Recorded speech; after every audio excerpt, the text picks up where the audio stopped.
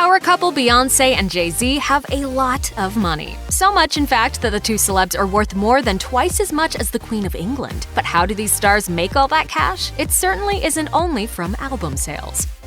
You won't catch Jay-Z dropping daughter Blue Ivy off for ballet class in a Honda Odyssey. Though he's been known to occasionally hop on the subway, the hip-hop mogul has some pretty nice toys. According to Page 6, the star dropped a whopping $8 million on a Maybach Exelero, but he doesn't limit himself to just fancy cars. The royal family of rap reportedly has a $40 million private plane, and the Carters have also been spotted cruising on a $50 million yacht to celebrate Beyoncé's 32nd birthday. Riding around in style is one thing, but Beyoncé and Jay-Z also have some pretty impressive real estate holdings. According to E! News, the pair owns a $135 million Bel Air compound. You heard that right, compound. It's complete with 4 pools, 8 bedrooms, 11 bathrooms, a 15-car garage, a spa, a fitness center, and a literal helipad. E! News reported that B and J also own a $26 million, 12,000-square-foot mansion in the Hamptons that comes with a 1,800-square-foot guest house. Yet, despite their otherworldly wealth and influence, it's nice to know these two haven't lost sight of what's truly important in life. The most beautiful things are not these objects.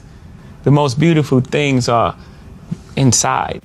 According to Billboard, Beyoncé's album sales were reportedly just 6.9% of her total earnings in 2016. But boy, was that tiny percentage gigantic. That year, the former Destiny's Child member dropped the album Lemonade, which became the 3rd best-selling album in the US behind Adele's 25 and Drake's Views, as reported by Billboard. The album was said to have sold almost 2.2 million units. Between Lemonade's success and royalties from her previous works, the star pulled in $4.3 million. Jay-Z, on the other hand, didn't make as much as his wife from album sales during the release of 444, but he sold 1 million copies before his 13th studio album was even released in 2017. According to E! News, Sprint purchased 1 million copies in advance to give us free downloads to Tidal subscribers. He managed to sell an additional 262,000 album-equivalent units, which shot his efforts to the top of the Billboard 200, but he only brought in $3 million that year from all of his royalties combined. This was reportedly just 1.5% of his overall 2017 paycheck. In 2015, Jay-Z purchased Tidal's parent company for $56 million in an effort to capitalize on the ever-changing music industry. According to the New York Times, the streaming service was a sort of underdog compared to Spotify, Rhapsody, and YouTube. A year prior, Apple began their pivot towards streaming and purchased Beats Music as part of a $3 billion deal. Basically, Jay got in early and it paid off. Right now, they're writing a story for us. We need to write the story for ourselves. It's undeniable that the Carters helped raise Tidal's profile, along with a number of A-listers like Nicki Minaj, Rihanna, and Kanye West, who all own a stake in the company. It didn't take long for its value to skyrocket. Even though its user base remains relatively small compared to the frontrunners like Spotify and Apple, Forbes reported that Tidal's worth skyrocketed to around $600 million by 2018. Talk about a return on investment. In 2017, Jay-Z pulled in a whopping $200 million after he sold a 33% stake in the company to Sprint, as reported by the BBC.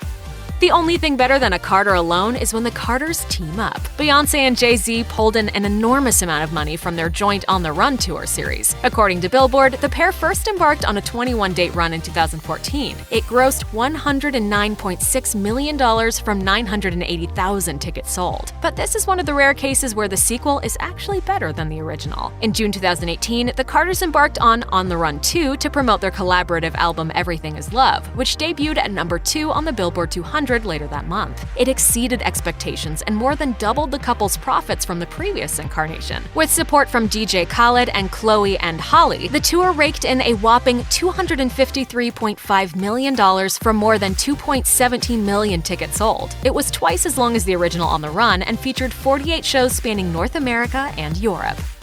The Carters may make an excellent team, and Jay-Z may rake in quite a bit of dough from countless income streams, including a 10-year, $200 million deal with Live Nation. But the fact remains that Beyoncé is the clear breadwinner when it comes to individual ticket sales. According to E! News, her Formation tour in 2016 pulled in an estimated $250 million. She personally walked away with $54.7 million worth of the pie. Alternatively, Jay-Z's 444 tour grossed $48.7 million in 2017, and he personally only profited an estimated $14 million. Tell us again, who run the world? Though the Formation Tour is a thing of the past, Bey still claims high performance fees for her solo concerts. Business Insider estimated that the single ladies singer got around $3 million for her 2018 headlining set at Coachella. In 2016, E! News estimated that touring accounted for 88% of the star's annual earnings. The artist also occasionally acts. She's landed roles in flicks like Dreamgirls and 2013's animated Epic. She also signed on as the voice of Nala for Disney's live-action remake of The Lion King. Retail is a huge market for both Beyoncé and Jay-Z. The latter co-founded Rocawear in the late 90s and sold the rights to his brand almost a decade later for $200 million, as noted by E! News. So I was like, maybe I could just start my own thing, start my own clothing line, make it the right fit, just baggy enough for everybody.